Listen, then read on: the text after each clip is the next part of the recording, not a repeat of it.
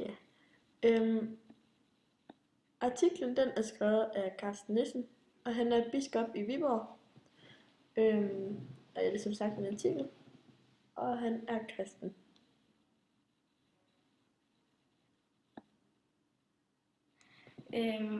Den barmhjertige samaritaner, den er fra Lukas evangeliet i Det Nye Testamente, og den nævnes som en ret stor del af artiklen. Det handler om en mand, der er blevet slået ned af nogle røvere, og så kommer der først en præst, der går forbi, og der kommer bagefter en levit, der også bare går forbi, og så er der så en samaritaner, der kommer og hjælper ham mand, der er blevet slået ned, og sørger for, at han bliver taget godt af.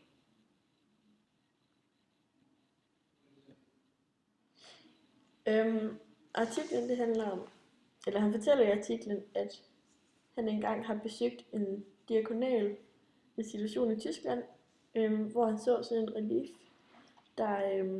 der fremstiller lignelsen om den barmhjertige samaritaner.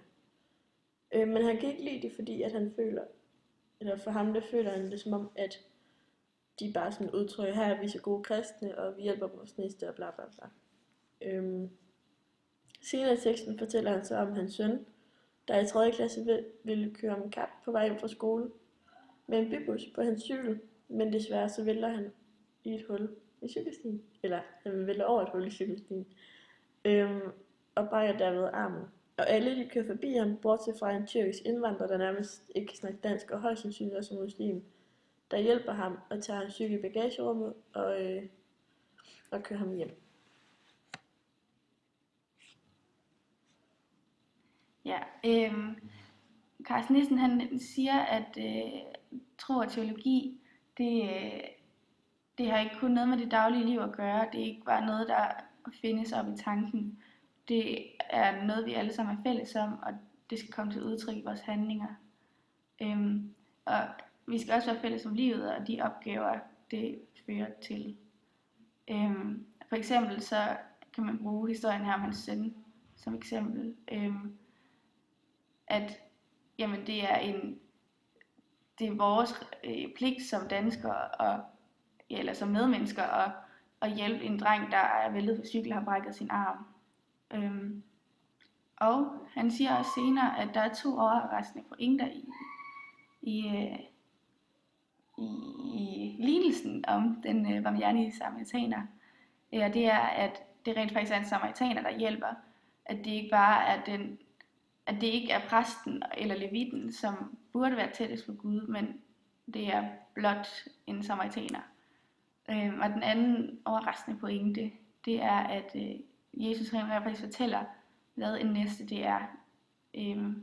Han siger, at han spørger rent efter han har fortalt lignelsen, så spørger han, jamen, hvem er så den næste? Og der er der så kun et svar, det er samaritaneren.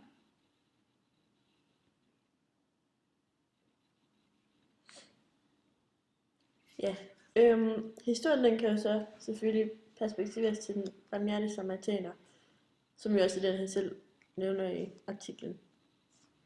Og det er især historien om sønnen og historien om samaritaneren, der kan perspektiveres sammen.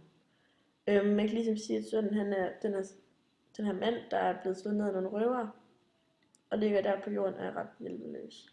Og levitten og præsten, det er så alle de normale danskere, der bare kører forbi. Og samaritanerne, det er så tyrkeren, der stopper op og hjælper. Og man kan ligesom sige, at historien her om hans søn, det er en moderne udgave af lignelsen om den barmhjertige samaritaner. Han siger også, at